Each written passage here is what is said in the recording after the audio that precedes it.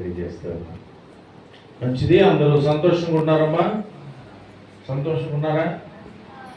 వినపట్లేదే స్వరాలు. గంట తర్వాత సంతోషం వస్తుందా? కాదు కదా? హల్లెలూయా చెప్పండి మరి, గట్టిగా చెప్తాం.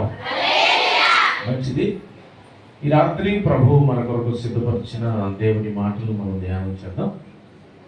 తెస్సలోనికీయులకు రాసిన మొదటి పత్రిక, బైబిల్ ఉన్న వాళ్ళు తీసి చూడండి. తెస్సలోనికీయులకు రాసిన మొదటి పత్రిక 4వ అధ్యాయం 16వ వచనం నుండి చదువుదాం. మా చదువు